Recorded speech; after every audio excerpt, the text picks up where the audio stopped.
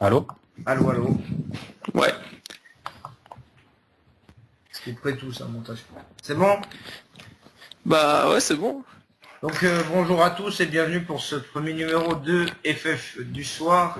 Alors nous sommes en compagnie aujourd'hui comme président de Thomas qui est sur le forum, vous le connaissez sous le pseudo de The King. Donc Thomas, est-ce que tu peux te présenter un petit peu à nos auditeurs? Donc bonjour, je m'appelle Thomas, j'ai 19 ans et je suis de Savoie. Donc je suis encore à l'école et je fais un BTS. Voilà ce que je peux dire.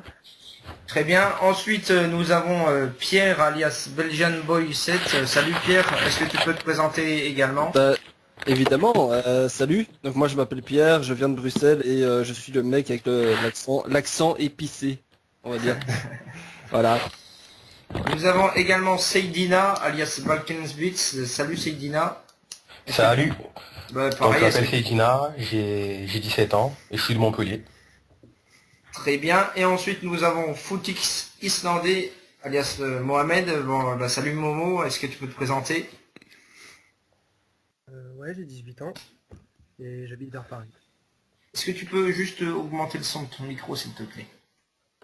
Tu m'entends mieux là? Non. Je peux pas monter plus. Hmm. Personnellement, je t'entends bien. Bon bah alors c'est Pareil. peut-être moi. C'est peut-être On moi. peut continuer, je pense. Très bien, donc Mohamed, bienvenue. Et nous pouvons passer tout de suite au premier sujet. Alors vous allez me répondre très clairement par oui ou par non. Et s'il y a un duel, eh ben vous vous affronterez dans une petite joute verbale. Donc première question, est-ce que la Pologne est-elle favorite face au Portugais? Oh non. Thomas? Alors la Non, Pologne, non, Là, clairement là, juste, je vais vous demander de commencer par dire oui ou non. Non, non. non. Non. Pierre? Et toi, Non, Céline? clairement non. Eh ben, je vais commencer par donner la parole à notre président. Donc, Pierre, pourquoi pour toi la Pologne n'est pas favorite face au Portugal? Le président était Thomas, mais je vais quand même intervenir, il y a pas de souci. J'ai dit Thomas, Euh, non? Bah oui, bah y a pas de souci. Ah. Alors pour moi, il y a tout simplement pas de favori dans ce match. Pour moi, c'est vraiment du 50-50. Voilà. Je sais pas si je dois encore plus expliciter ou. Si tu... Oh, on a déjà vu plusieurs, plusieurs nations réussir un beau tournoi en ayant raté la phase de poule, comme le Portugal l'a clairement fait, hein, finir troisième et s'en sortir de manière assez chanceuse. Pour moi, ils ont quand même de grandes chances de passer, et la Pologne, bah, ils ont quand même fini à égalité avec l'Allemagne, dans un groupe qui était quand même plus relevé que celui du Portugal. Euh, Malgré qu'ils aient mal joué contre la Suisse, bon, franchement, pour moi, c'est du 50-50. Il n'y a pas vraiment de favori dans ce match. Très bien. Ensuite, toi, Seydina, pourquoi la Pologne n'est pas favorite? Pour moi, c'est comme disait Pierre, c'est du 50-50, avec peut-être un léger avantage pour le Portugal, qui a Cristiano Ronaldo, on le rappelle. Euh, Après, il faut rappeler que la Pologne a terminé deuxième de son groupe, avec l'Allemagne, la Pologne, l'Ukraine aussi, qui est plutôt une bonne équipe. Tandis que le Portugal a terminé troisième de son groupe. On peut dire qu'il y a plus ou moins du 50-50, avec un léger avantage pour le Portugal, comme je disais tout à l'heure, parce qu'ils ont le grand Cristiano Ronaldo.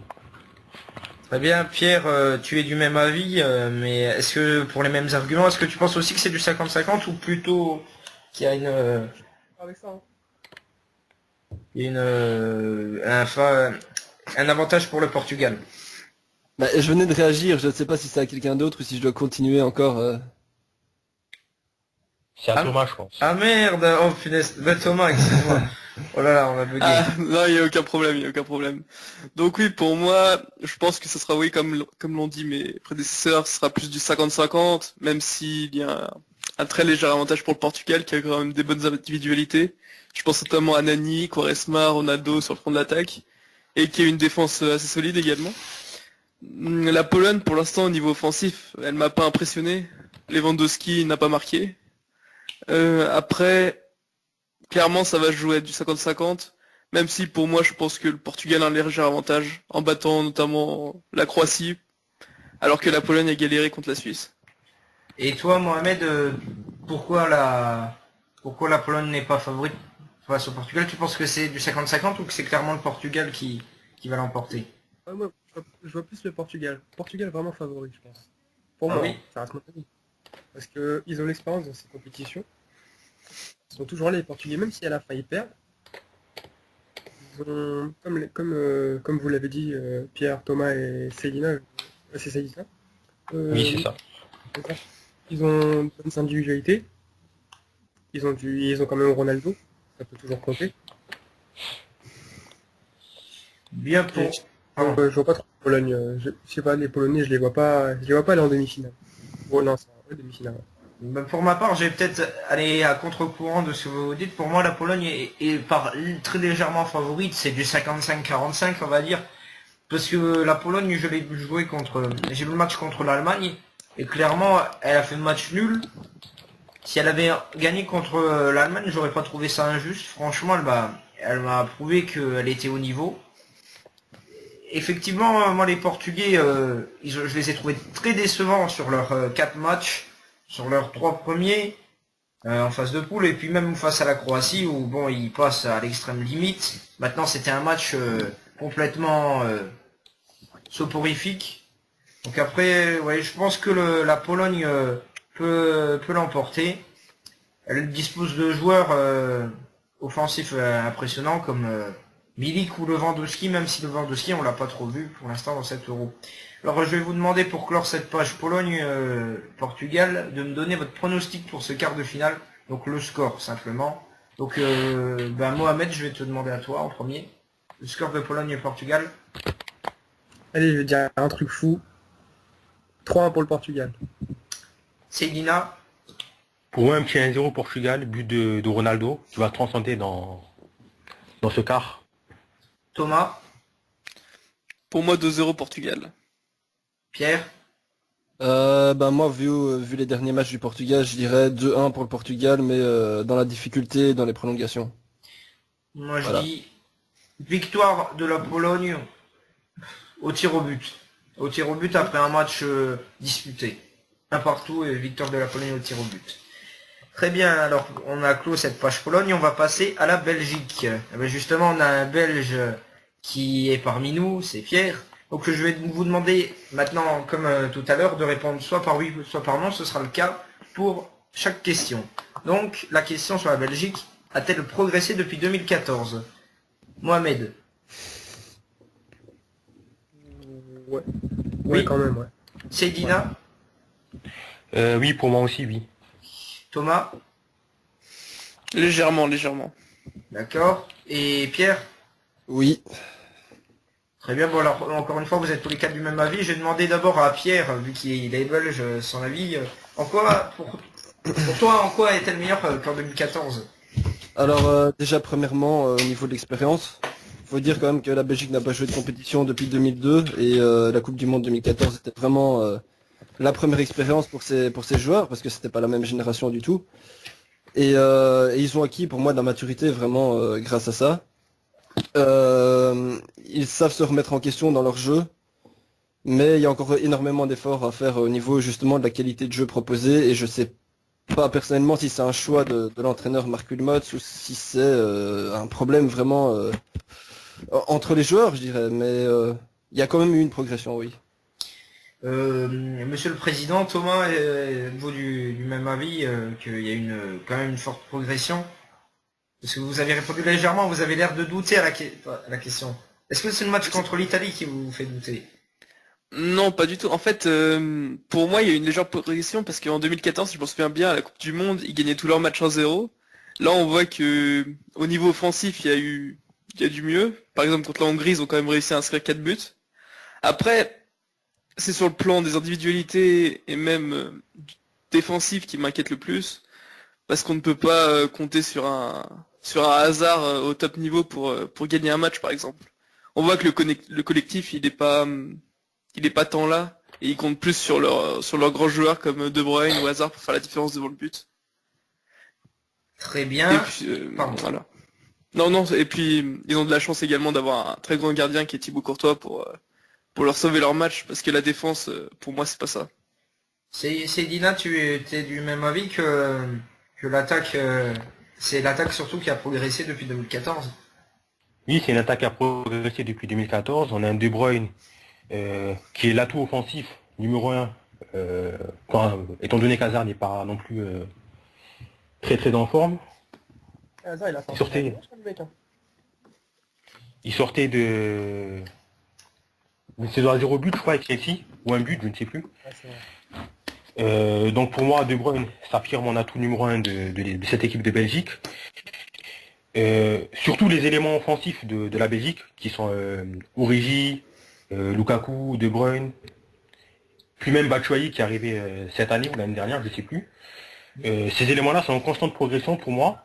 C'est-à-dire que de saison en saison, ils progressent, ils deviennent meilleurs et ils jouent dans de meilleurs clubs, comme De Bruyne qui est parti à Manchester City la saison dernière. D'accord. Il a fait une saison à 7 buts et 9 passes décisives, c'est pas mal quand même pour une première saison.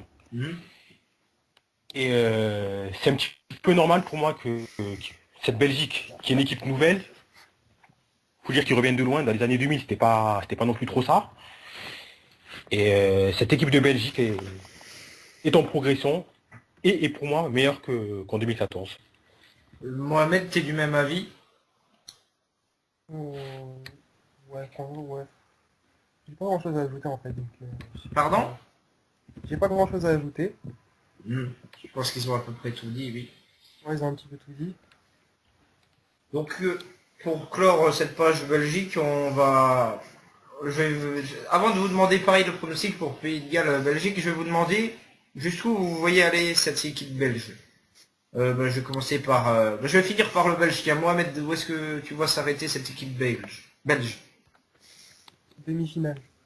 Donc tu les vois perdre contre le Portugal, là. Je les vois pas contre les Portugais. Seydina? Moi je les voyais bien en finale. Thomas?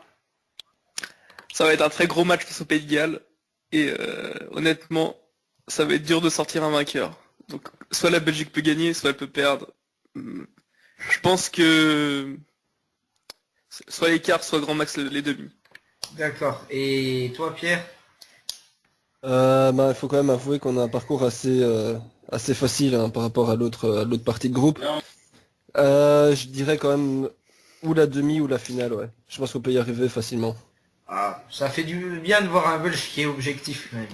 Non, je dis facilement, ça va pas paraître objectif justement. On va galérer contre le Pays de Galles, mais Non, et mais... sûrement contre le Portugal, mais je pense qu'on peut atteindre la finale. Ouais. Non, mais je te parle, tu assumes que la partie de tableau a été facile. Parce que Ah non, pas bien forcément sûr, tous les Belges. Hein. Ah non, bien sûr, mais c'est vraiment un concours de circonstances. Écoutez, l'Espagne termine deuxième du groupe, s'il terminait premier, c'était dans notre partie. Enfin, ça s'est fait sur beaucoup de choses. Bon, on a de la chance maintenant. Je pense que c'est le moment ou jamais d'aller en finale, quoi. Et si on va en finale, autant la gagner. Très bien. Voilà. Alors maintenant, je vais vous demander votre pronostic pour Belgique-Pays de Galles. Seydina, ton pronostic? Alors pour moi, mon pronostic c'est 3-1 pour la Belgique. D'accord. Mohamed, 2-1. pour la Belgique? Pierre?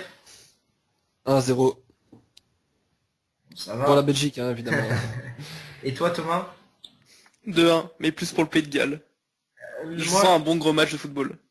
Moi, je sens effectivement que ça va être un bon gros match parce qu'il y a des super joueurs de chaque côté. On a Ramsey, Bale, Davis. Du côté du Pays de Galles, on a De Bruyne, Hazard, Batshuayi, Lukaku du côté belge. Je vais dire une victoire 2-1 également de la Belgique. Et d'ailleurs, je vais vous poser une dernière question. Est-ce que vous êtes plutôt Batshuayi ou Lukaku en pointe de l'attaque belge? Pierre, toi qui es belge. Écoutez, Batshuayi, on l'a vu souvent en tant que remplaçant, on l'a pas souvent vu titulaire. Sauf en match amical une fois et ça n'a pas trop réussi. Donc moi je pense qu'on devrait garder Lukaku en pointe. Ouais. Et Ou surtout Origi, pas- hein. J'ai oublié Origi. Non. Lukaku, pour moi on doit rester avec Lukaku et les autres doivent se contenter d'un rôle de remplaçant. Mohamed.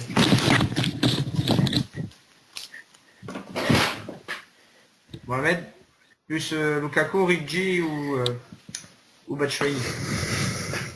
Benteke, il est si mauvais que ça.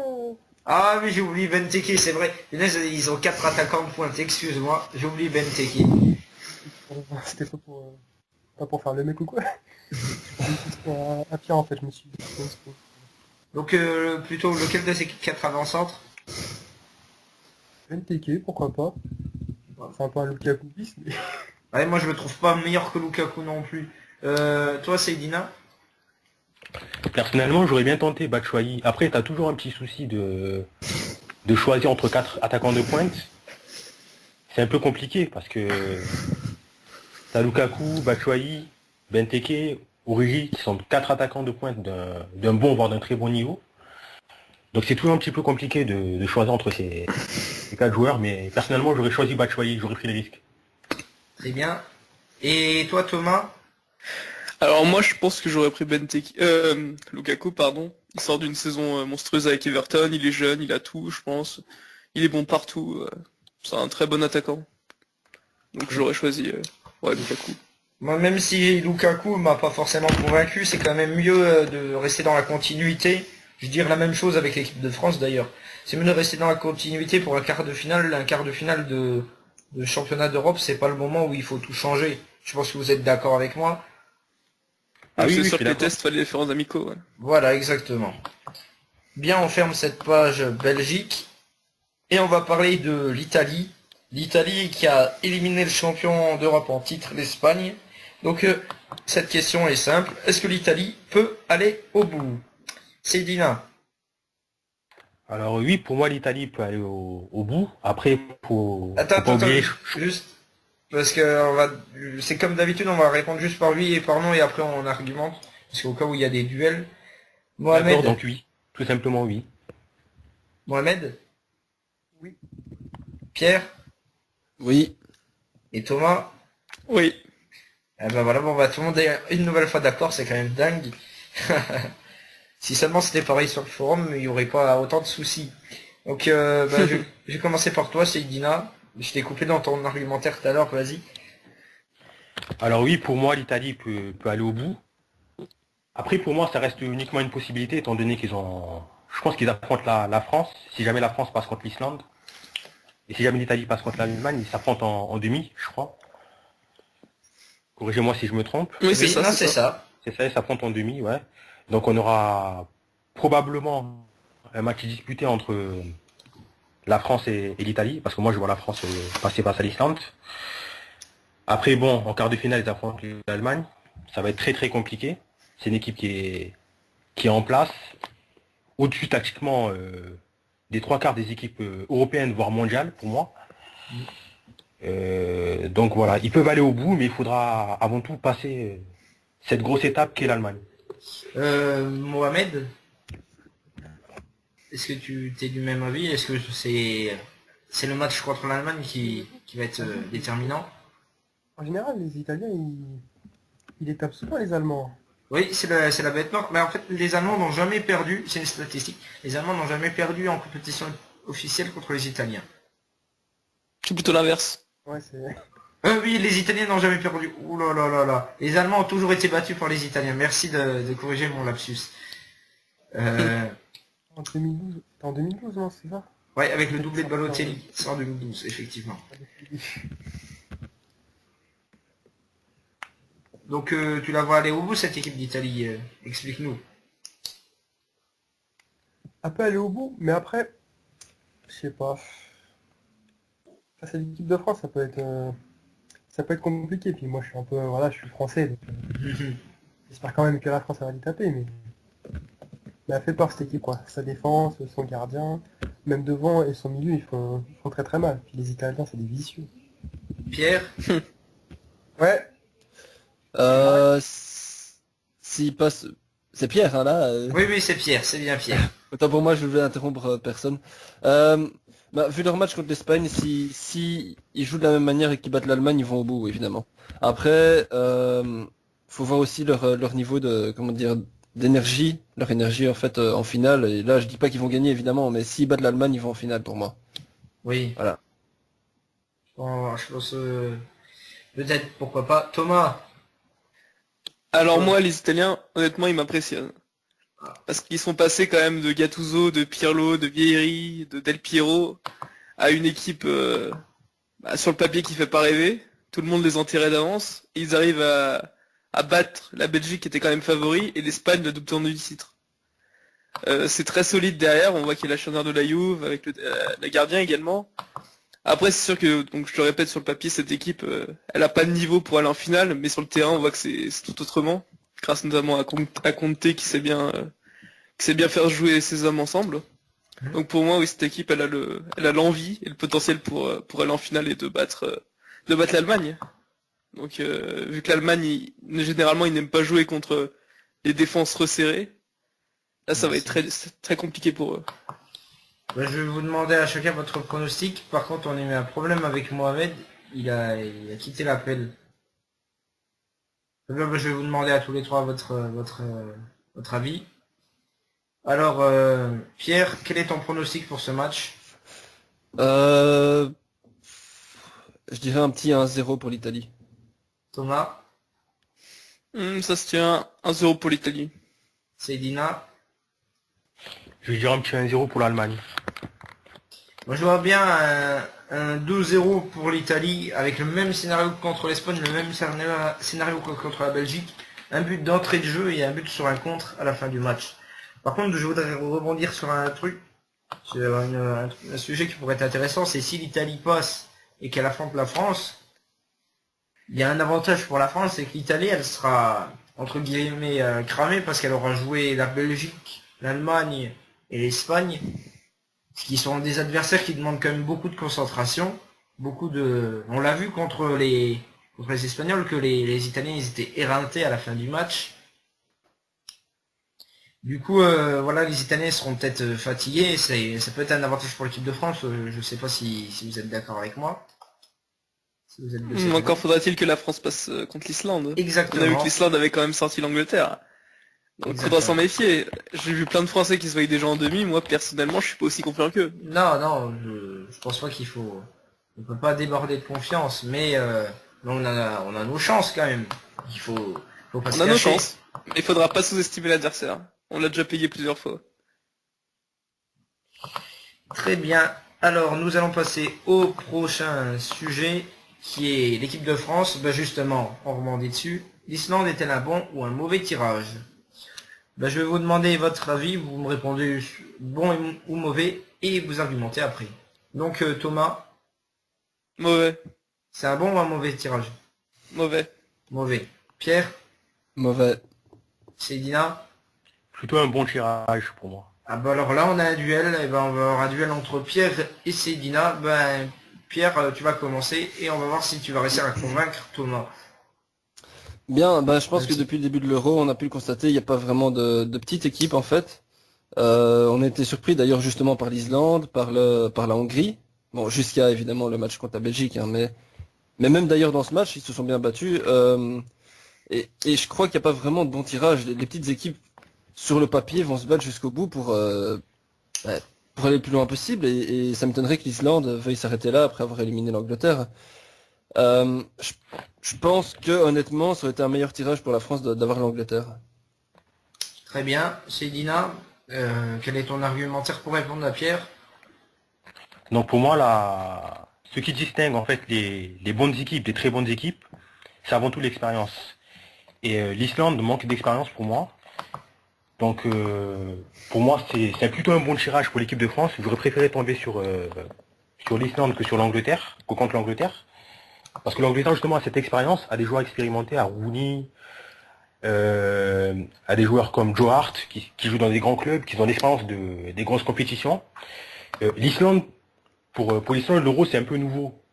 C'est-à-dire qu'ils ont la fougue de l'équipe entre guillemets nouvelle, de l'équipe jeune. Ils ont cette fougue-là, mais est-ce qu'ils vont réussir à tenir ce rythme-là toute la compétition? J'en suis pas sûr. Donc pour moi, c'est plutôt un bon tirage, étant donné qu'on aurait pu tomber sur l'Angleterre. Alors Thomas, est-ce que je vais pas te demander avec qui tu es d'accord parce que tu nous l'as dit au début, mais est-ce que Seydina t'a convaincu ou c'est plus Pierre qui t'a convaincu dans leur argumentaire? Il y a des bons arguments des deux côtés, même si... Bon, je donne un peu mon avis, mais l'Angleterre, on les attend toujours au tournant et ils sont jamais là. C'est... on commence à les connaître. Donc, alors que l'Islande, on les attendait pas forcément, et ils nous montrent qu'on a eu tort. Ils vont se battre jusqu'au bout avec leurs armes, mais ils seront là. Et ce sera très dur pour la France. Donc tu donnes ton point à Pierre, donc. Pierre. Voilà, donc un point pour Pierre pour le quiz final. Et nous allons passer à la prochaine question. Elle va concerner à nouveau l'équipe de France, mais cette fois un sujet qui concerne plus directement... Ah non, excusez-moi, je me suis trompé. L'équipe de France, c'est après les joueurs de l'équipe de France. Là, on va parler d'Espagne. L'Espagne qui a été battue par l'équipe d'Italie hier, on le rappelle. Mais c'est la fin donc d'une ère. Pour l'équipe d'Espagne, c'est la fin de l'ère des Xavi, Iniesta, Puyol, Piqué, Ramos. Est-ce que l'équipe d'Espagne a besoin de renouvellement? Je vais commencer par demander l'avis de Céline. Oui ou non? Est-ce que l'Espagne a besoin d'un renouvellement? Oui, clairement, oui. Thomas? Clairement, oui. Pierre? Oui. Très bien. Vous êtes à nouveau tous d'accord. C'est quand même parfait. Je vais commencer par demander l'avis du président, Thomas. Oui, Vas-y. alors, concernant l'Espagne, en fait, le principal problème de l'Espagne, pour moi, c'est son entraîneur, Del Bosque. On voit même au niveau des changements, au niveau de la tactique, il n'arrive pas à s'adapter à l'adversaire, en fait. Et au niveau de ses choix, on voit qu'il est fini. Donc il faudrait pour moi du renouveau, mais du côté entraîneur. Après, au niveau des jeunes, c'est sûr, l'Espagne, elle a pour moi le meilleur effectif en termes de jeunes. Il n'y a aucun problème là-dessus. Oui, il y a de très bons jeunes. Ouais, Saoul, Juste Coquet. Morata qui a 23 ans, il me semble. Oui. Oui, même s'il était titulaire. Il y a également, oui, il y en a Nacho en défense. Ils ont de Nacho. très bons jeunes. Lucas Vasquez. Vasquez, voilà. Donc ouais, pour moi, l'Espagne a les meilleurs jeunes sur le papier. Maintenant, faut faire confiance un peu, comme je l'ai dit, à la jeunesse. Et changer d'entraîneur et changer le nerf de l'équipe qui était Iniesta, qui va partir, il me semble. D'accord. Iniesta. Oui. Voilà, Oui, après, oui, ça sera bah, dur de... Oui. Vas-y, hein. Ça sera un renouvellement de la génération, mais ça leur fera le plus grand bien.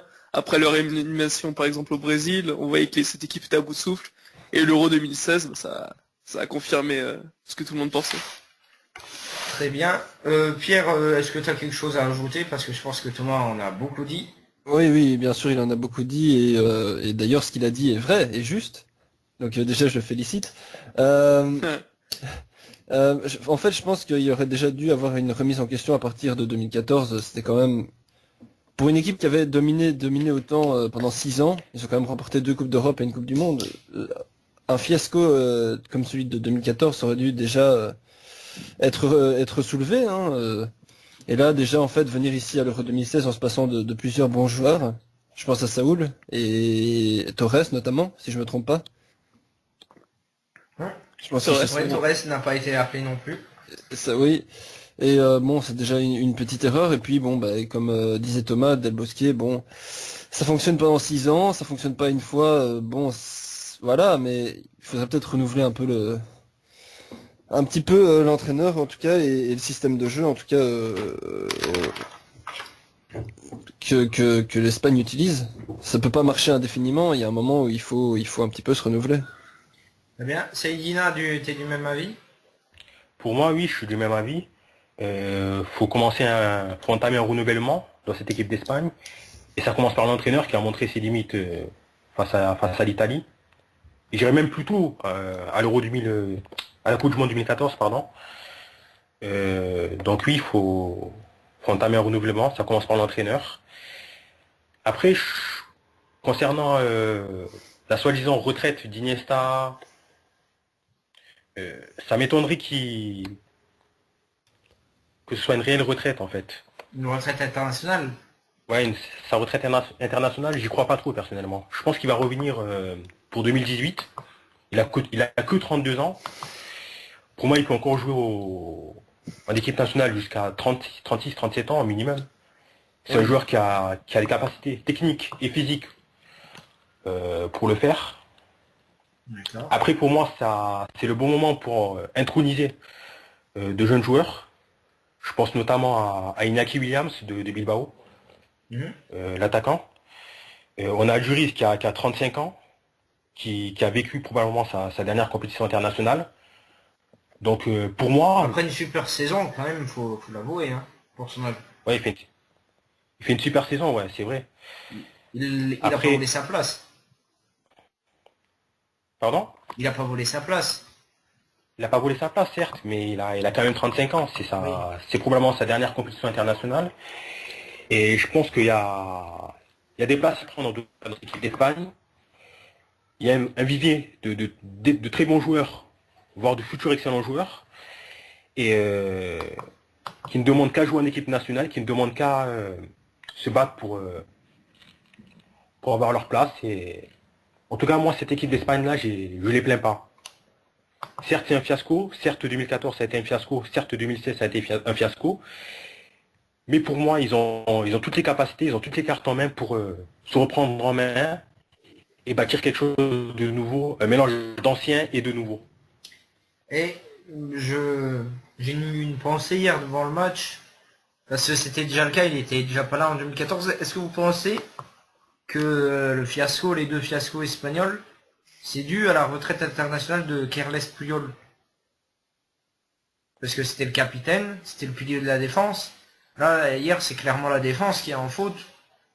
Est-ce que vous pensez que c'est pas justement la faute de Puyol? Enfin, la faute de la retraite de Puyol, excusez-moi.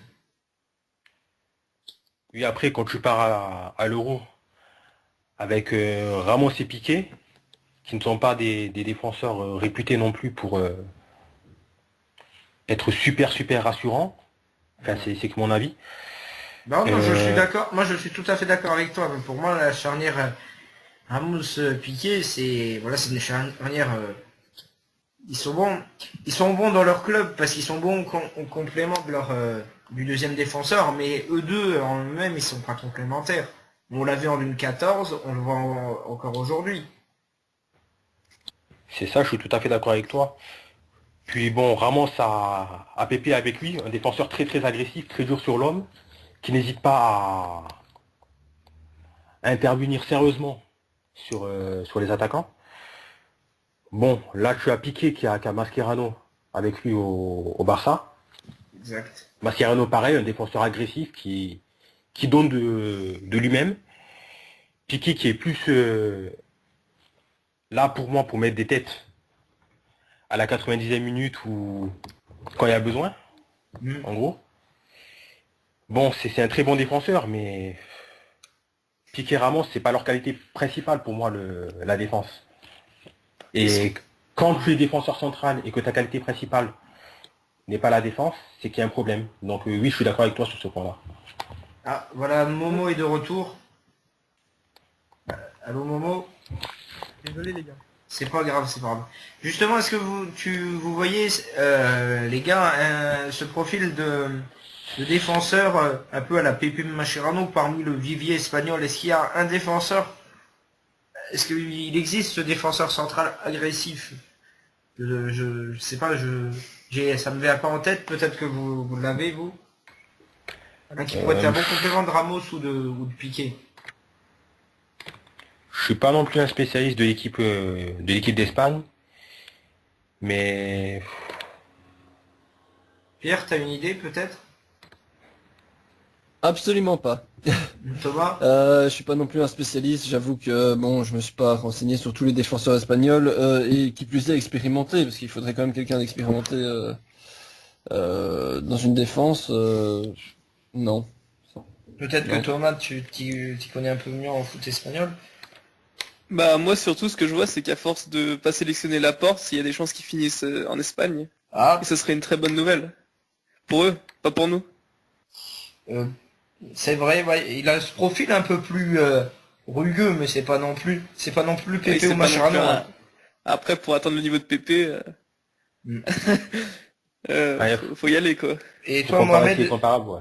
est-ce Ouais. que tu est-ce que tu vois un défenseur central qui est assez agressif pour être un complément de Ramos ou de Piqué? Non, franchement. Non, moi j'en vois pas personnellement. Non. Bon bah très bien, bah alors on ferme cette page espagnole et on Je va voulais juste passer. rajouter quelque chose. Ah, vas-y, vas-y. Le point fort de l'Espagne ces dernières années, c'est surtout les latéraux en fait. Ouais, c'est vrai En qu'ils dé- ont des excellents latéraux. Je suis pas spécialiste, mais j'ai surtout cette impression extérieure que l'Espagne n'a pas vraiment un gros vivier au niveau de la défense centrale et que c'est surtout au niveau des côtés que ça va se battre C'est vrai pour les que prochaines années. quand tu vois que tu as des Azpilicueta, des Juan Fran, des Gaïa qui sont qui sont pas titulaires. Enfin, si Juan Fran est titulaire, mais enfin, quand tu vois le vivier espagnol, ouais, au niveau des latéraux, c'est assez impressionnant. Peut-être qu'il faudrait reconvertir un latéral en central. Ça a été le cas de Ramos. Hein. Le Ramos est défenseur droit pardon, de formation, si je me trompe pas. Il était défenseur droit avant, non? Ramos. Ouais, il était défenseur droit à Séville, puis il est repassé dans l'axe par la suite. Très bien, on va fermer cette page espagnole. On va parler d'un autre éliminé surprise. Peut-être même encore plus surprise. C'est l'Angleterre battue par l'Islande. Est-ce que c'est la faute à l'inexpérience? Pareil, vous répondez par oui ou par non. Mohamed, est-ce que c'est la faute à l'inexpérience pour l'Angleterre? Non. Est-ce que tu peux parler plus fort parce que là vraiment on t'entend pas. Non. Non. Cédina, Non, Pierre Non. et Thomas. Non. Très bien, bah alors c'est la faute à quoi? Bah Mohamed, tu commences. C'est quoi? Pourquoi l'Angleterre a échoué? La faute du sélectionneur, je pense. De Roy Hodgson? Ouais. Il abuse, il nous met toutes ses chèvres. Et Là, il a fait un euro dégueulasse. Il lui fait tirer les coups francs, les corners, les 6 mètres, l'engagement. C'est n'importe quoi. Enfin, je trouve. Hein. Je suis d'accord que Kane, que j'attendais énormément, parce qu'il est quand même plutôt bon à à Tottenham, a fait un euro complètement moisi. Après, c'est vrai que Roy Hodgson l'a pas mis dans les meilleures dispositions. C'est Guina, est-ce que t'es du même avis? Est-ce que tu penses que c'est la faute du sélectionneur? Excuse-moi, tu voulais rajouter quelque chose, Momo? Ouais. Bah, Vas-y. surtout il a Vardy dans son équipe, quoi. Le mec, il est champion d'Angleterre, il a fait une grosse saison, il est sur sa lancée et tout. Et il nous sort son équipe un peu bizarre.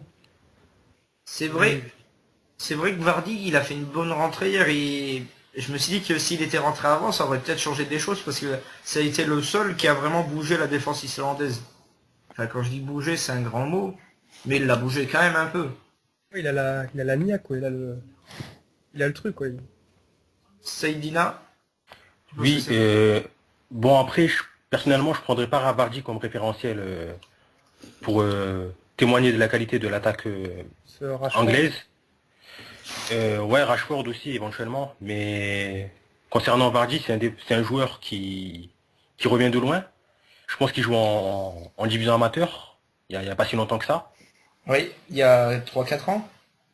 Ouais, il y a 3 4 ans à peu près. Je sais pas exactement. Mais bon, il a 29 ans. Il dispute sa première compétition internationale. Euh, il gagne son titre de champion d'Angleterre avec Leicester la saison dernière. Euh, pour moi, c'est un petit peu tôt après, pour lui. Ouais. Ouais, c'est un petit peu tôt. Et après, il a quand même 29 ans, le mec, tu vois. Tu vois ce que je veux dire? C'est vrai, mais Et... si on prend l'exemple par exemple, de Didier Drogba, toute proportion gardée, Didier Drogba, c'est un joueur aussi qui a éclos tard. Ouais. Tu vois, c'est un joueur qui a éclos tard et qui a su vite monter en flèche à Chelsea, puis même au Fenerbahçe, il était pas mal. Au Galatasaray, pardon. Galatasaray, Il était pas ouais. mal aussi. Bah justement, Vardy, comme il est sur sa lancée, tu peux le mettre. Le mec, il est sur une saison, il gagne tout, il est meilleur buteur, je crois. Enfin, avec Kane, c'est un des 2 meilleurs buteurs et le mec, il le met remplaçant. Ouais, moi j'attends de voir. En tout cas, je cautionne pas les choix de Roy Hodgson, mais j'attends de voir pour Vardy. J'attends de voir une saison de plus. Parce que On va c'est un bien joueur confirmer. c'est un joueur qui sait ce qu'il sait faire, qui sait ce qu'il ne sait pas faire. c'est pas un joueur qui triche généralement au niveau des efforts. C'est un joueur combatif, c'est un joueur endurant. T'as besoin de mecs comme ça aussi. Pardon? T'as besoin de mecs comme ça aussi, je trouve. Ouais, c'est un joueur qu'on aime avoir dans son effectif. Mais de là à l'ériger en leader offensif, en fer de lance de l'attaque anglaise, c'est un petit peu tôt. Pour moi, un Sturridge ou un Kane, qui est Ouais. certes plus jeune, mais qui a pour moi plus prouvé que Vardy, serait plus légitime. Il a fait 2 bonnes saisons, Kane, là où Vardy, il en a fait une bonne et demie parce qu'il avait déjà fait une bonne fin de saison en 2014-2015. Pierre, C'est vrai. Pierre, est-ce que donc tu as dit que c'était pas la faute de l'inexpérience. Est-ce que tu penses que c'est aussi la faute des choix de Roy Hodgson ou est-ce que c'est la faute aussi des joueurs, une faillite collective? Ben, il peut y avoir une faillite collective, c'est bien de le souligner, mais je sais pas, moi je pense pas qu'il y ait un problème d'expérience là-dedans. D'accord, il y a beaucoup de joueurs jeunes, bah, justement Kane. Maintenant, il a 2 bonnes saisons derrière lui, et puis la plupart de ces joueurs jouent quand même dans le championnat anglais, qui est quand même un des plus gros championnats du monde, et je vais pas dire le plus gros pour pas élever d'autres débats. Voilà. Cependant, il faut pas oublier qu'il y a beaucoup d'étrangers dans ce championnat. Donc, on a toujours l'image de l'Angleterre, c'est oh là là, une grosse équipe, mais faut aussi se dire que c'est dû au championnat, et le championnat il n'est pas composé que de joueurs anglais. Et je pense on attend beaucoup trop de ces joueurs en fait. Euh, c'est un grand pays, je suis d'accord. Maintenant, c'est pas pour ça qu'ils doivent avoir comment dire une grosse équipe. C'est peut-être il y a peut-être un problème de génération et on l'a déjà vu avant, ben, à l'époque de Gerrard, de Beckham, c'était pas fameux non plus. Euh, je pense que justement le championnat est un comment dire je vais pas dire un trompe-l'œil, mais c'est quelque chose qui peut t'induire en erreur sur la qualité de l'équipe anglaise, tout simplement. Moi, je pense en tout cas on attend beaucoup trop d'eux, voilà. Après, je dis pas qu'il y a pas de qualité, évidemment, dans cette équipe, il y en a beaucoup, mais on attend beaucoup trop, à mon avis, par rapport par rapport aux qualités qu'ils possèdent. Voilà. Très bien. Thomas, j'ai quelque chose à rajouter? Oui, alors, de toute façon, l'Angleterre, c'est l'Angleterre, hein. À chaque compétition internationale, on les attend. On les présente comme les favoris, et à chaque compétition, ils nous déçoivent. Après, c'est sûr, ils ont, franchement, sur le papier, ils ont un très bon effectif, hein. Avec, bon, Rooney, même s'il est en fin de Mais carrière, il est quand Rooney, même, Rooney, il est pas tellement fait une carrière, il a que 30 ans, c'est juste que bon, je vais avoir un avis assez tranché, mais je l'ai trouvé cramé sur cet Euro. Déjà, il jouait pas son poste. Il jouait milieu relayeur, c'est pas son poste. après, Mais Rooney, cette c'est saison à bon. United, il a joué à tous les postes possibles. Il a même joué en relayeur, milieu, attaque. Ah, mais il le met pas dans les C'est, meilleures conditions. Après, pour moi, c'est Rooney, sûr. il est clairement cramé. Il est clairement cramé, Rooney, pour moi. Les carbos, J'ai pas honte de le dire, il est cramé. Il a commencé tôt sa carrière. C'est souvent le cas des joueurs qui commencent toute leur carrière. Ouais. C'est sûr que Rooney, après, Rooney, ça reste un excellent joueur aussi, hein, capable de sortir un match. Mais, mais c'est sûr que sur cet Euro, par exemple, il a beaucoup déçu, hein. Mais c'est pas le seul à avoir déçu. Kane, énormément déçu. Sterling, on en attendait beaucoup de lui. Oui, Sterling, Lionel, là. j'étais vraiment déçu. Mais Très très déçu. depuis 2014, Sterling, il fait plus rien. Depuis la Coupe du Monde 2014, c'est là où bon, je le connaissais déjà avant, mais c'est là où vraiment le joueur m'avait séduit. Pourtant, l'Angleterre n'était pas allé loin, mais Sterling, il m'avait particulièrement séduit à la Coupe du Monde 2014, et depuis, il a plus rien fait. Son transfert à Manchester City, c'est un raté total. C'est sûr que Liverpool a fait une belle affaire sur ce coup. Mais après, c'est de Oui. la mauvais match. On les laisse pas jusqu'à la 80e jouer. On réagit avant. Je sais pas, quand on a sur le banc Vardy qui a fait une des plus belles saisons de sa carrière, qui a été meilleur buteur de la première ligue, il me semble. Il y a Rashford également, qui est tout jeune, qui a de la vitesse, qui a de l'envie, qui a de la fougue. Sturridge, il y a un vivier offensif et je comprends pas les choix de Hudson d'avoir laissé Kane et Sterling pendant les 4 matchs, quoi, et de pas avoir réagi avant. Oui, tout ça c'est- que je comprends pas en fait. Donc en fait, globalement, ce qu'on peut ressortir, c'est que c'est Hodgson le principal responsable de la faillite anglaise. C'est clair. Mais Après, c'est sûr que les gardiens aussi, ils ont jamais été les Anglais, ils ont jamais été réputés dans les gardiens aussi. c'est vrai que Hart, qui Hart, était- c'est pas ce qu'il y a de meilleur. c'était pourtant un gardien qui était globalement pas mauvais, hein, mais j'ai l'impression qu'il est en pleine régression. Puis Là, ça arrive à quand tout le monde de même faire des erreurs, mais bon. il fait 2 boulettes dans Voilà. le tournoi. Il fait contre le Pays de Galles et puis là hier contre l'Islande. Du coup, j'ai envie de vous poser une question. Est-ce que vous pensez que l'Angleterre va rebondir au Mondial 2018 ou non? Parce qu'il y a quand même du potentiel dans cette équipe. Après, c'est vrai qu'avec la génération Gérard Lampard, Rooney dans ses bonnes années, l'équipe elle a pas fait grand chose. Est-ce que cette génération on peut aller plus loin à la prochaine Coupe du Monde? Qu'est-ce que vous en pensez, Pierre? Moi, je pense que c'est encore trop tôt. Et puis, ouais, je pense que c'est trop tôt. Il faudra au moins attendre 2020 et voir ce qu'ils ont fait déjà en 2018. Si en 2018 ça reste dans la même lignée, à mon avis, il faut pas s'attendre à eux non plus en 2020. Mais ouais, non. Pour moi, en tout cas, non. 2018, c'est trop tôt. Mohamed? Bah, on fait un petit peu ce débat-là en fait à chaque compétition que l'Angleterre, à chaque fois qu'elle se fait sortir. Donc ouais, je sais pas trop. Et toi, Thomas? C'est pas que j'y crois pas trop. Alors moi, j'attends que des joueurs comme donc Kane, Rashford explosent, voire Sterling, hein, il peut revenir.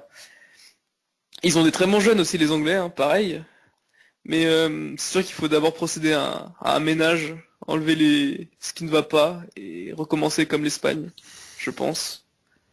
Après, voilà, comme dans toutes les compétitions internationales, c'est l'Angleterre et l'Angleterre déçoit, donc on verra pour 2018. Mais franchement, j'en fais pas les favoris, hein. Ouais, je suis globalement d'accord avec toi. On va passer au prochain sujet. Alors, un joueur qui s'est fait démonter par le forum football. Je suis sûr que vous entendez, vous avez déjà compris de qui je parle. À ton avis, Thomas, je parle de qui? Quel joueur s'est fait démonter sur le forum ces derniers temps? De l'équipe de France, De l'équipe de France. Pogba?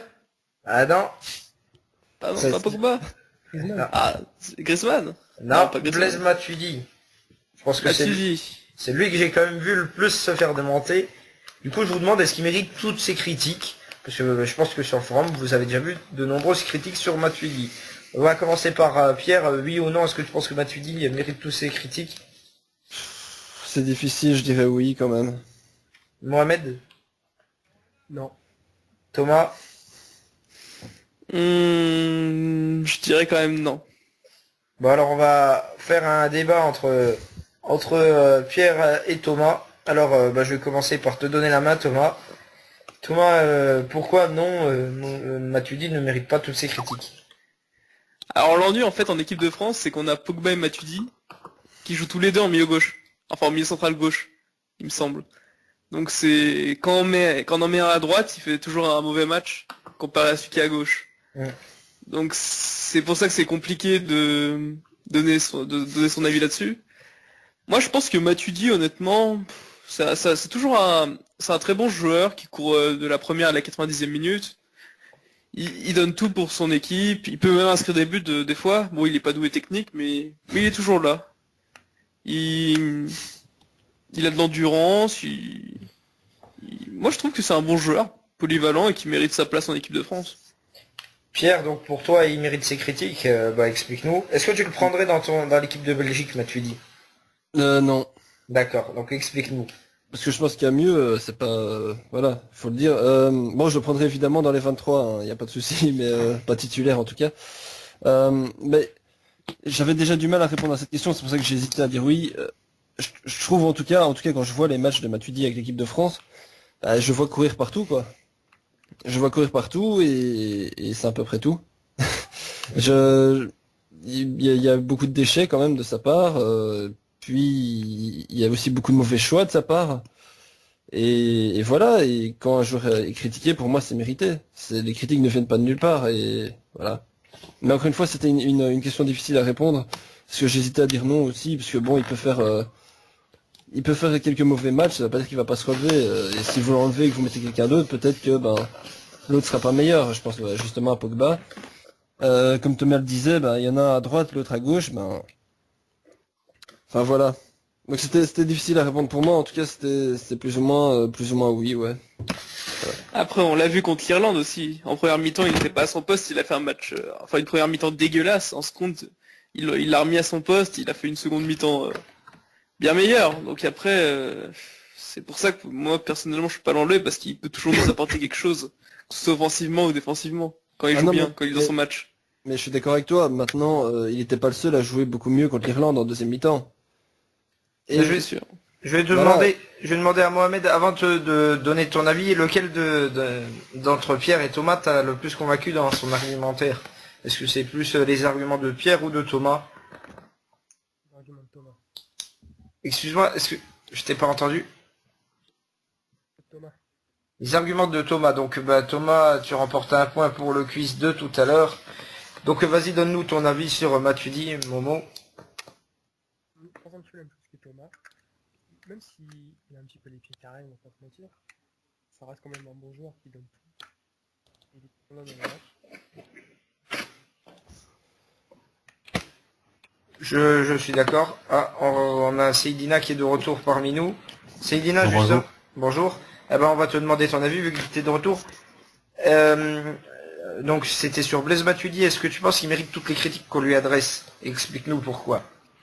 Pour moi, la grande majorité des critiques, c'est clairement du troll, hein, pour moi. Mm. Les trois quarts des critiques qui sont adressées à Matuidi, c'est du troll, premièrement. Et deuxièmement, je comprends qu'on puisse le critiquer pour son style de jeu, pour la manière dont il joue, la manière dont il court. Voilà, oui. C'est ça qui fait un peu rire, mais Ça fait un peu marrer, ouais, au début. Mais je pense que ça devient vite de l'acharnement envers Matuidi. On oublie tout ce qu'il a fait pour l'équipe de France, notamment son match référence contre l'Espagne. exactement. Et je trouve que les gens ont un petit peu la mémoire courte concernant Matuidi et concernant beaucoup d'autres joueurs. Et que s'ils apprenaient à ne pas oublier, Oui. on aurait, comment dirais-je, on aurait avancé au niveau de la réflexion. Je suis d'accord avec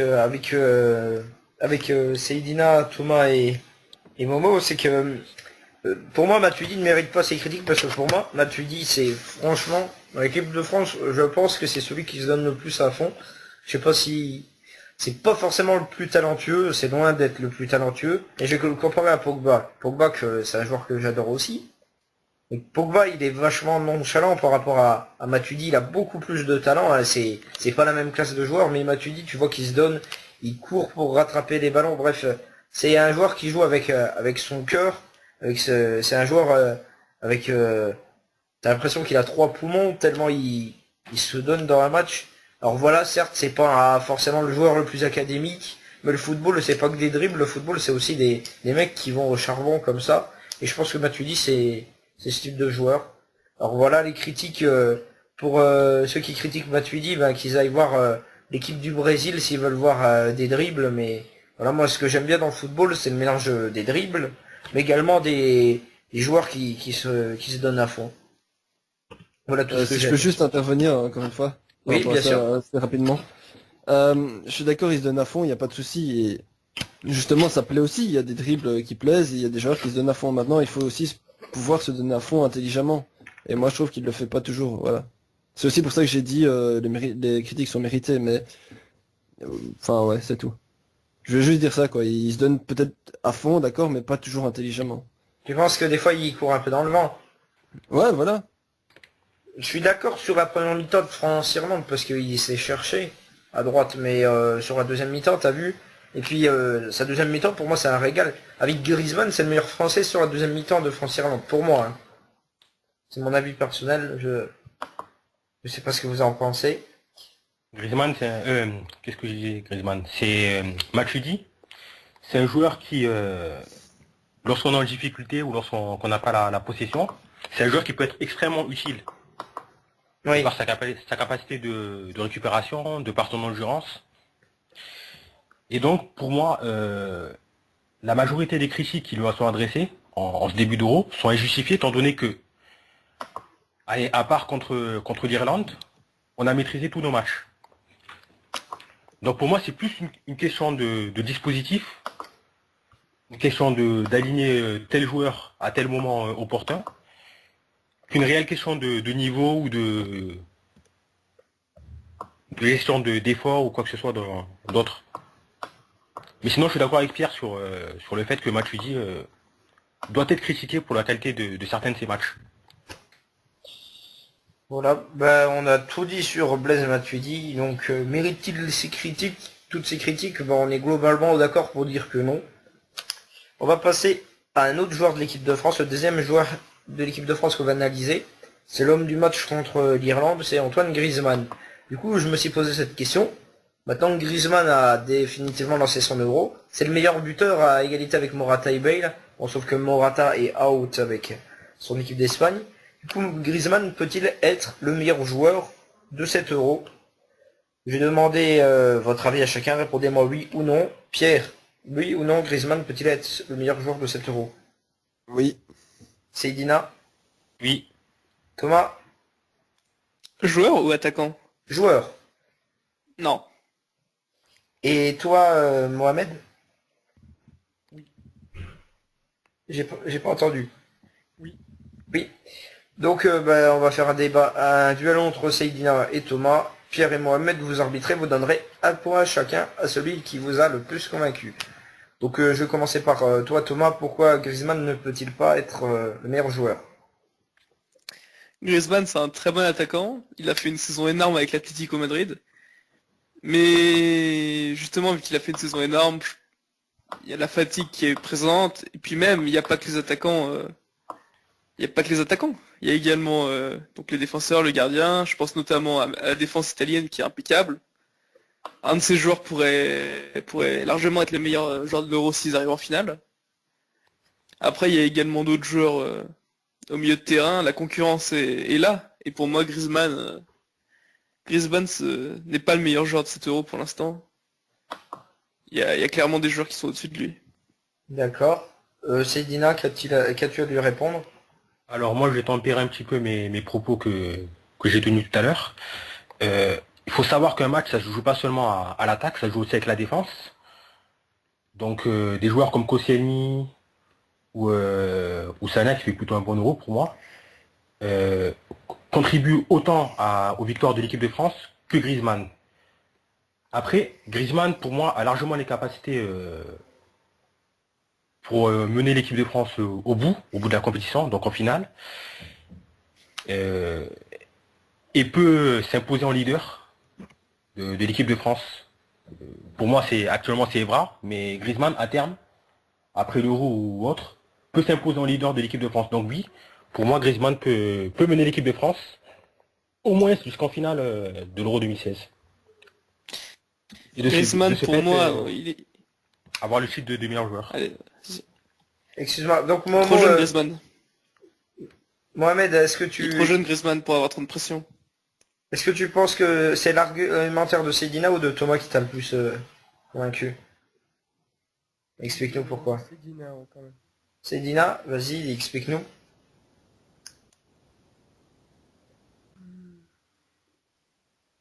Je pense que Griezmann, ça peut être... Après, t'entends quoi par meilleur joueur? T'entends meilleur buteur ou meilleur... Je pense qu'il recevoir le titre de meilleur joueur de l'Euro. Ouais. C'est sûr que si c'est comme le Ballon d'Or, ce sera le meilleur attaquant Ouais, qui voilà, remportera le titre. les défenseurs arrivent. Les gens, ils s'en foutent un peu, tu vois. Enfin, c'est con à dire, mais... C'est pas faux quand même que les titres individuels récompensent souvent les attaquants, parce que c'est les joueurs les plus spectaculaires. Pierre, t'es de l'avis de Seydina ou plus de Thomas? Déjà de base, j'ai le même avis que Sedina. Donc ouais, donc je reste du même avis. Tu Voilà. t'accordes le point à Seydina, d'accord. Voilà. Il y a plus ou moins 10 que je pensais, donc voilà.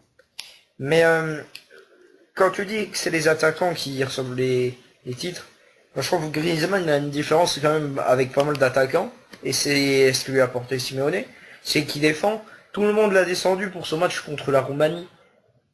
offensivement, il a pas apporté, mais je trouve que défensivement, contre la Roumanie, il a apporté, il est allé tacler, il est allé chercher des ballons dans les pieds. Et ça, t'as pas beaucoup d'attaquants qui le font. C'est pour moi le principal atout de Griezmann par rapport à pas mal d'autres attaquants dans cet Euro, c'est Simeone, c'est son coach en club. Il l'a transformé. C'était un bon joueur. Il en a fait un excellent joueur. Pour moi, il va peut-être pas prétendre au Ballon d'Or dès cette année, mais je pense qu'il sera dans le top 5, hein, assurément. Surtout si l'équipe de France va au bout. De toute façon, le Ballon d'Or, on le connaît déjà, le podium. Ça sera soit premier, deuxième Ronaldo ou Messi, le troisième, un vainqueur de l'Euro. Un joueur vainqueur de l'Euro, non, un joueur vainqueur de l'Euro. Et je voudrais rajouter quelque chose au fait au sujet de Griezmann. Oui. Griezmann, actuellement, il en a 3 buts en 4 matchs. C'est un joueur qui s'apparenterait plutôt à ce qu'on trouve au basket, clutch player. Un peu à l'image de Steph Curry ou autre, si jamais il y a des gens qui regardent le basket. C'est des joueurs qui sont décisifs au bon moment, en fait. C'est des joueurs qui sont là, quand leur équipe va mal, sont capables de te mettre des buts, des têtes, des passes décisifs. C'est des joueurs décisifs. Et à égalité avec lui, tu as Gareth Bale, mais étant donné que je vois pas Gareth Bale et le Pays de Galles aller au bout de cette compétition, ça appuie un petit peu mon propos de tout à l'heure. Sur le fait que je vois Griezmann brandir le titre de meilleur joueur. De toute façon, comme souvent, le meilleur joueur de la compétition, ce sera le joueur de l'équipe qui va au bout. Oui, ça a été Iniesta il y a 4 ans, comme quoi on récompense pas que les meilleurs attaquants pour les titres de meilleurs joueurs. Ça a été Messi également il y a 2 ans, même si son équipe a perdu, mais il est allé en finale. Alors que le meilleur buteur, c'était Rodriguez. Donc ça ne veut absolument rien dire. Ça, c'est quelque chose que j'avais pas compris. Moi, j'aurais plutôt récompensé Neuer il y a 2 ans que Messi, mais bon. Après, il y a 4 ans, faut pas oublier que l'Espagne allait à l'Euro 2012 avec Fabregas en attaque, quoi. Donc ça serait un petit peu compliqué de récompenser Fabregas qui joue à un poste qui n'est pas le sien, avec plus ou moins de bons résultats, plutôt qu'Iniesta qui joue à son poste depuis toujours quasiment, qui a été décisif avec l'Espagne, qui s'est imposé en leader de l'Espagne, pour moi, et qui le fait encore aujourd'hui avec l'Espagne, même si le reste ne suit pas. Iniesta, c'est un joueur qui, c'est un joueur dont on entendra parler dans 15, 20 ans, 30 ans même. Pour moi, ça sera un joueur quand... Tu penses qu'il a révolutionné son poste? Révolutionné, ouais. C'est un joueur qui peut titiller les Zidane, Figo, ce genre de relayeurs, ce genre de milieu central qui ont une très bonne qualité de passe, qui sont capables de marquer, de passer, d'être décisifs au bon moment, au moment opportun. Dans les grands matchs, il est là. C'est pas un joueur qui se cache en fait. C'est un joueur qui a des qualités qui les fait valoir. J'aime beaucoup Iniesta pour ça d'ailleurs. Très bien. Bien, on ferme cette page Euro définitivement. On aura 2 questions sur la Ligue 1 avant le quiz final. Alors, la question numéro 9, le 9e sujet de cette émission, de cette première émission, concerne le Paris Saint-Germain. Alors, on a appris aujourd'hui qu'Unai Emery remplaçait Laurent Blanc. La question est simple. Est-ce que Emery, c'est mieux que Blanc? Pierre? Oui ou non? Juste pour la Ligue 1 ou en général? En général, hein. Pierre? Ouais, je pense oui, c'est mieux, oui. Seydina? Moi je dirais wait and see. D'accord. Une réponse de Normand. Thomas? Je pense que oui. Et toi, Mohamed? Ouais. Oui. Très bien. Bon, bah alors, vous êtes globalement d'accord sauf Seydina qui s'est pas prononcé. Alors, on va commencer par faire parler Mohamed. Tiens, pourquoi Unai Emery c'est mieux que Blanc? Je pense que Unai Emery c'est mieux que Laurent Blanc. Déjà parce qu'il a quand même un palmarès européen. Même si ça reste la Ligue Europa, il est triple champion d'Europe en titre.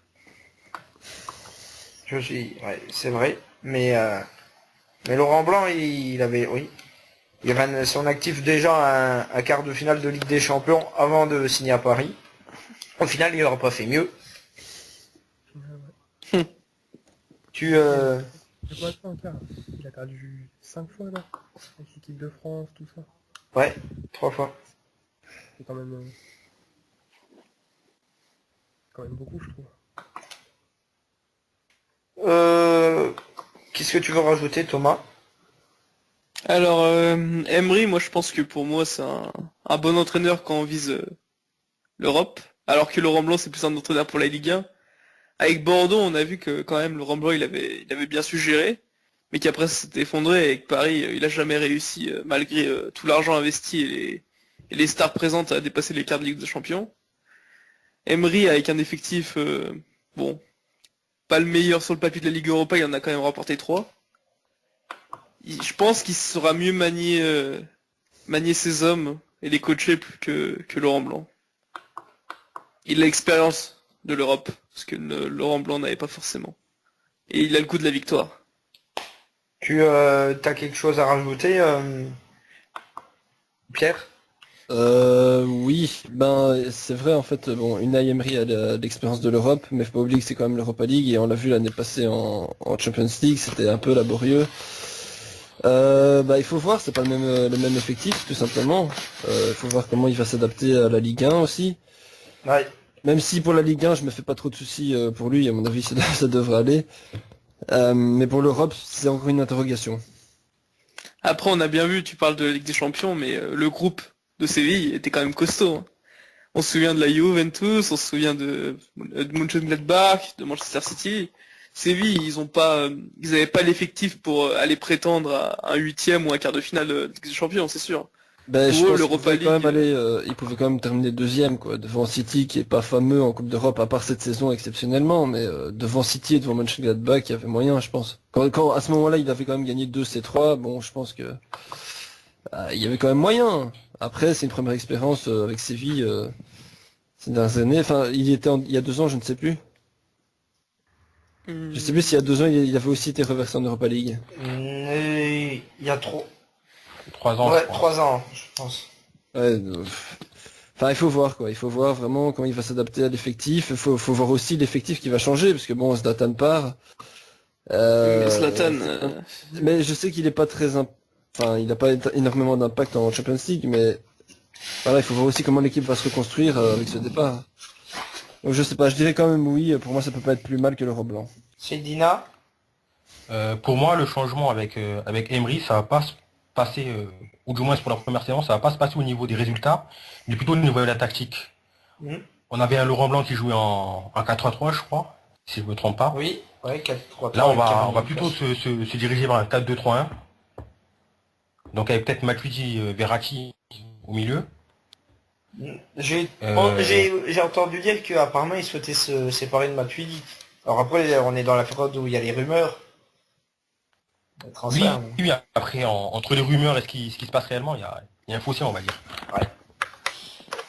Du coup, j'ai envie de vous demander, parce que ça par contre c'était un fait qu'apparemment il voudrait se séparer de Edinson Cavani.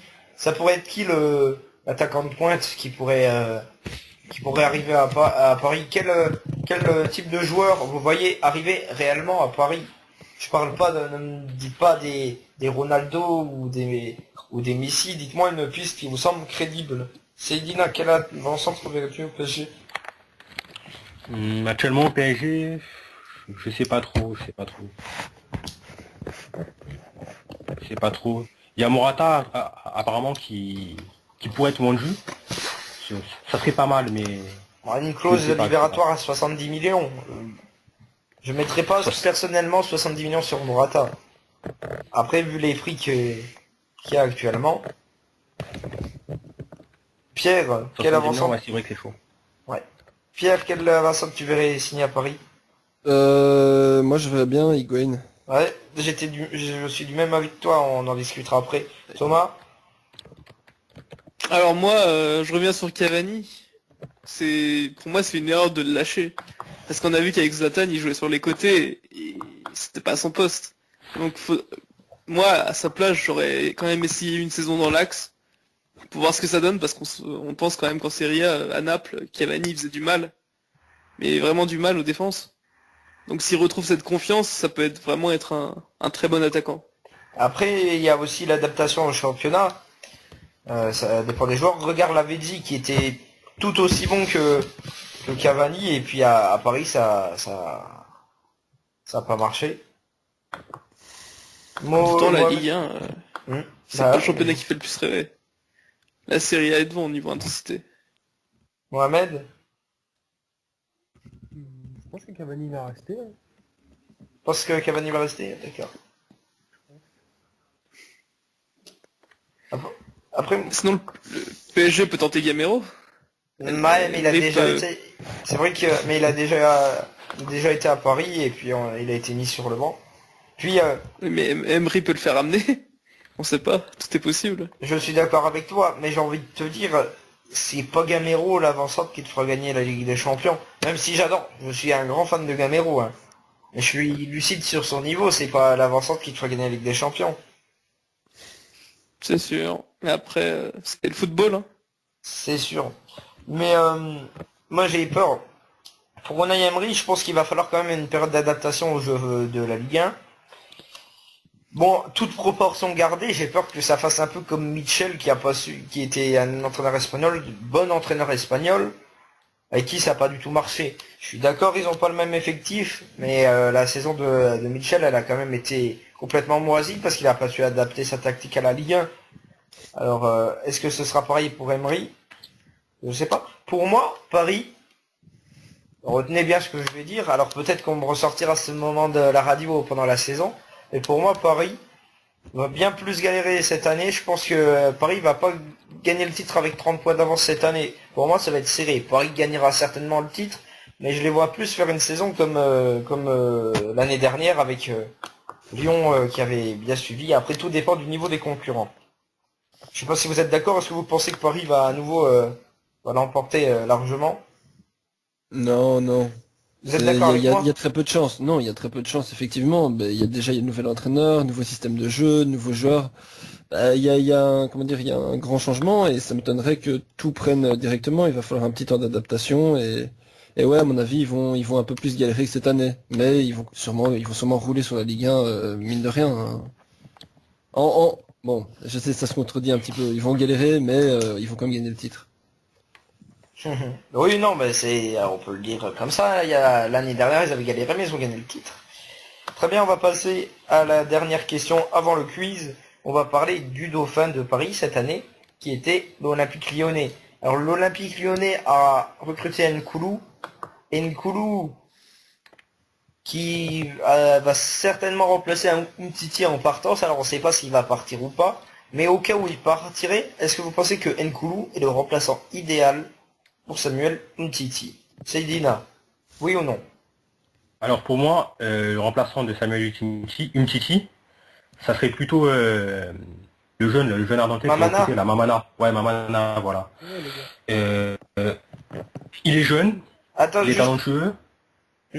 donc on argumente après, c'est juste pour voir si s'il y aura des duels entre vous. Donc pour toi, est-ce que Nkoulou, alors si c'est pas un remplaçant de Umtiti, est-ce que ça peut être un bon complément, un plus pour la défense? Je vais reformuler ma question. Oui, clairement. Mohamed? Oui ou non, est-ce que Nkoulou c'est un plus pour la défense? Je crois qu'il est Ouais, parti. il est parti, il a dit je heureux. Ah ok. Ah oui, j'avais pas vu. Pierre, donc est-ce que c'est un plus pour la défense? Oui, oui. Et Thomas? Oui. Très bien, bah alors Seydina, je t'ai coupé dans ton élan, vas-y. Alors oui, pour moi, Umtiti, c'est Nkoulou, pour moi, ça sera un plus pour la défense en cas de départ de Umtiti. Il faut pas oublier que si Umtiti se blessait, on se retrouverait avec une charnière Koné Morel. C'est pas la charnière la centrale la plus solide, donc un défenseur central de métier comme Nkoulou, qui est capable de très très bonnes performances en Ligue 1 ou dans les coupes. C'est un défenseur fiable. C'est pas un grand défenseur non plus, mais c'est un défenseur fiable qui peut tenir la baraque et qui peut remplacer Umtiti. Après, comme je l'ai dit tout à l'heure, pour moi, le remplaçant idéal d'Umtiti, c'est Mamana, même s'il est droitier. C'est un défenseur central jeune, talentueux, qui peut jouer sur le côté droit. Umtiti pouvait jouer sur le côté gauche. Euh, pour moi, la comparaison se fait plus avec Mamana qu'avec Nkoulou. Très bien. Mais sinon, oui. Thomas? Bah, déjà, vu le prix qu'ils l'ont payé, Nkoulou, 0 million, il me Ouais. semble, gratuit, ça ne peut être qu'un plus. C'est sûr, Nkoulou, c'est un très bon défenseur, enfin, c'est un bon défenseur pour la Ligue 1. Il peut même être titulaire, c'est un bon remplaçant. Mais après, si l'OL veut viser l'Europe, il faut clairement recruter plus lourd que ça. Et ne pas lâcher une Titi. Ou alors, s'ils vendent une Titi, racheter un défenseur équivalent. D'accord. Mohamed?